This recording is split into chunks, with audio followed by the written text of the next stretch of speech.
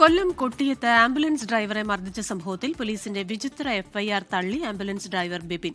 Watch മോഷണമല്ല നടന്നതെന്നും രോഗിയുമായി പോയ ആംബുലൻസ് തടഞ്ഞു നിർത്തി ആക്രമിക്കുകയാണ് ചെയ്തതെന്നും ബിപിൻ 24-നോട് പറഞ്ഞു. അത്യാസന്ന നിലയിലുള്ള രോഗിയുമായി ആശുപത്രിയിലേക്ക് പോയ ആംബുലൻസ് തടഞ്ഞു നിർത്തി ഡ്രൈവറെ ആക്രമിക്കുകയും ആംബുലൻസ് തകർക്കുകയും ചെയ്ത സംഭവത്തിലാണ് പോലീസിന്റെ വിചിത്ര എഫ്ഐആർ.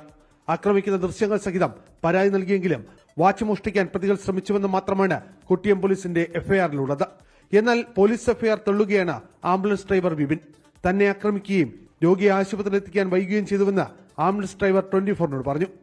അവര് നമ്മളെ അറ്റാക്ക് ചെയ്യുക എന്നുള്ള ഒറ്റ ഉദ്ദേശത്തിൽ തന്നെ വന്ന രീതിയിലാണ് നമുക്കത് ഫീൽ ചെയ്തത്. ആംബുലൻസിനെ അറ്റാക്ക് ചെയ്തപ്പോൾ ആ ആംബുലൻസിൽ വളരെ മോശം കണ്ടീഷനിൽ ഉണ്ടായിരുന്ന ഒരു രോഗി ഉണ്ടായിരുന്നു.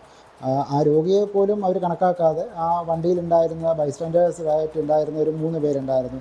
അവരുടെ ജീവൻ ഒക്കെ ഇത് മൊത്തത്തിൽ വളരെ മോശമായ ഒരു ഇടപാടാണ് കാണിച്ചത്. പ്രതികൾ കൊട്ടിയം സ്വദേശികളാണെന്നറിഞ്ഞിട്ടും പോലീസ് അറസ്റ്റ് ചെയ്യാൻ വൈകുന്നതിനാൽ ആംബുലൻസ് ഡ്രൈവർ പ്രതിഷേധവും രേഖപ്പെടുത്തുന്നു.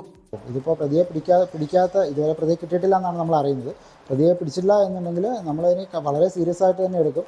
ഇത്തരം രീതിയിലെ ലഹരിക്ക് അടിമകളൊക്കെ ആയിട്ടുള്ള പല ആൾക്കാരും ഇത്തരം ചെയ്യുന്ന ക്രൂരതകളിലൂടെ പലപ്പോഴും പല ജീവനും പൊലിയാറുണ്ട്. പ്രതികളുടെ ഉന്നത രാഷ്ട്രീയ സ്വാധീനമാണ് പോലീസ് നിസ്സംഗതയ്ക്ക് കാരണമെന്നാണ് ആരോപണം. 24 കൊല്ലം. ലോകത്തെവിടെയായാലും ഏത് സമയത്തും 24 വാർത്തകളും ഓഗ്മെന്റഡ് റിയാലിറ്റി പാക്കേജുകളും എക്സ്പ്ലെയിനറുകളും വിശദമായി കാണാൻ ഞങ്ങളുടെ യൂട്യൂബ് ചാനൽ നിങ്ങൾക്ക് സബ്സ്ക്രൈബ് ചെയ്യാം.